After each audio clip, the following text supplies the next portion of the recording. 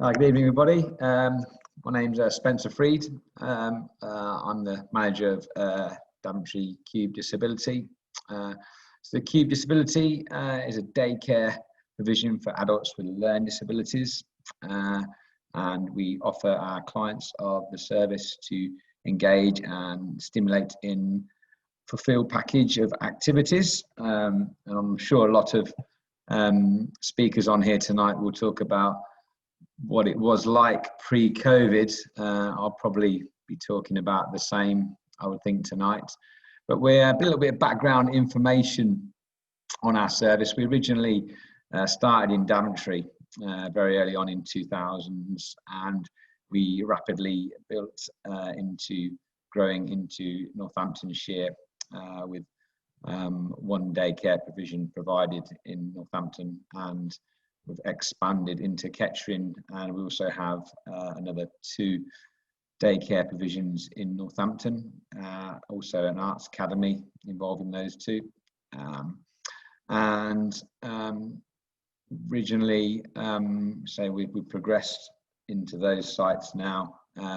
So what we tend to do, we've offered an extensive package to our clients, and I'm just going to show you here visually, because I've got some issues with the PowerPoint, but I don't know if you can see these well or not, but it's a little bit of a cube ethos. So what we tend to believe in is several elements to each client that uses our daycare facility. So the first one, health and well-being, we believe is very important. So we encourage great nutrition here at the Cube, combined with a great health and fitness, and that might be through using the local facilities such as the Daventry Leisure Centre, and also our own in-house instructors, and training and work skills. So pre-COVID, a lot of our clients, they were going to several businesses and employees, and gaining 1 hour work experience, essential for general life, just get a feel of what the general work experience would be like, and that's supported with a member of staff as well. Educational and life skills, so we encourage the clients of the Cube to be active and generally finding out about how to be as independent as possible. So it might be simple tasks such as cooking, cleaning, ironing, washing up, and helping each other. And we also do this through educational, as I say.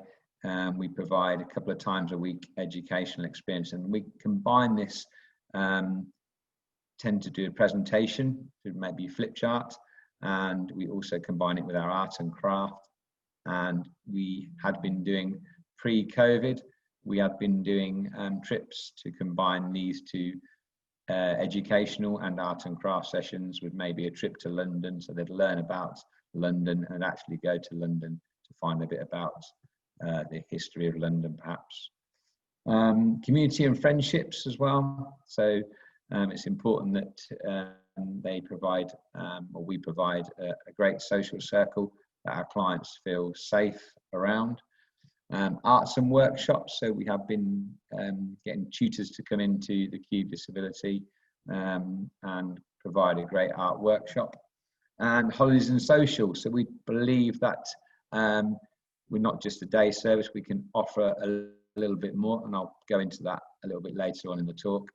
So it's more to us than just a day service. I'm sure you're all aware of the impact of COVID and how it's affected not just the clients and the families. So what we did during lockdown was quite groundbreaking, we believe.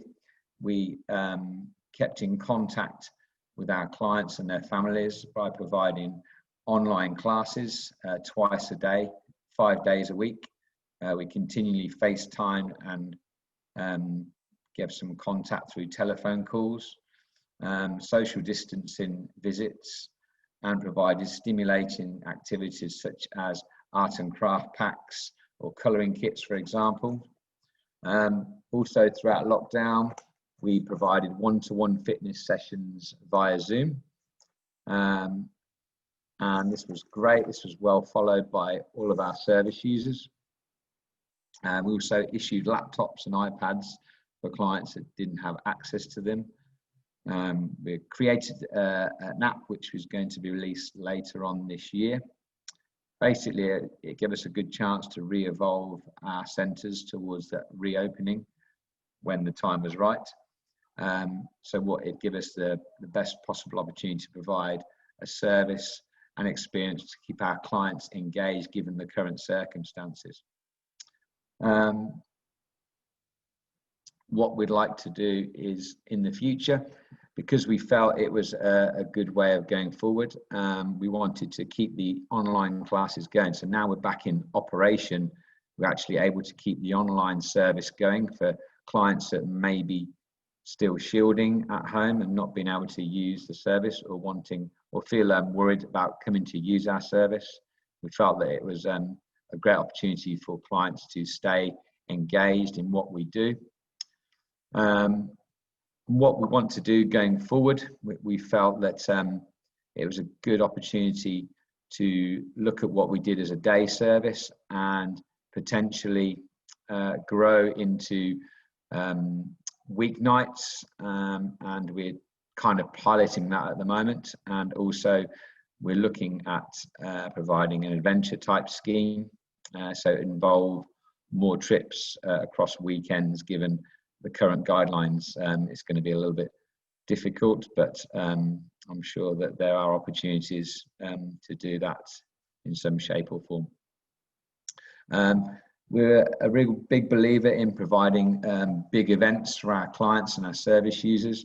For many years now, or at least 3 years, I think now, we've been accessing the Deco Theatre in Northampton, providing a showtime entertainment for the clients to feel like they're part of the theatre. So doing different showpieces like Grease, Beauty and the Beast. Obviously, this year was really difficult to do that. So we still managed to pull off the event by doing an online Zoom service, and it went really well. We were able to produce a DVD for the clients to keep. It was tough, it was challenging, but we managed to do it. This year, again, we usually do a fashion show. So it's a great chance for the clients of the Cube to be involved in fashion. And again, we'll do this usually maybe at different grounds, such as a cricket ground or Saints ground. But this year, we're doing it virtual. So again, an online virtual fashion show for our clients. So we believe they're still able to do the things that we planned and did previously, but obviously, given the current circumstances, we're able to do it in a different way, but they still managed to get the opportunity.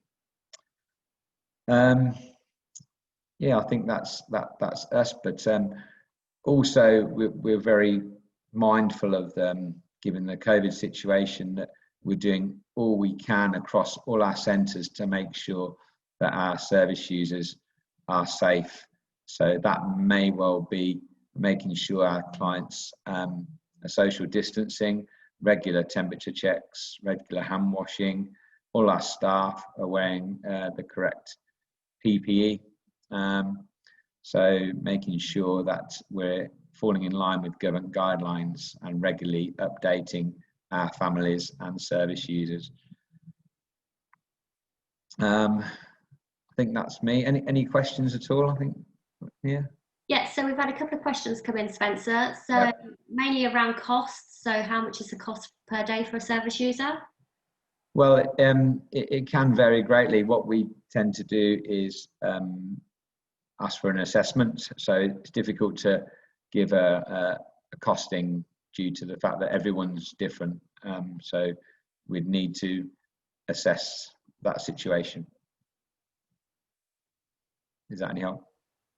Yeah, lovely. So those people that have asked those questions, if you want to get in contact directly, the email address for Spencer and his team is in the chat box, and I'm sure they'll be happy to answer that for you. Yeah, you can also visit our website or Facebook page. I'll be glad to answer any emails that are put my way. Fantastic. Thank you for joining us tonight, Spencer. Thank you.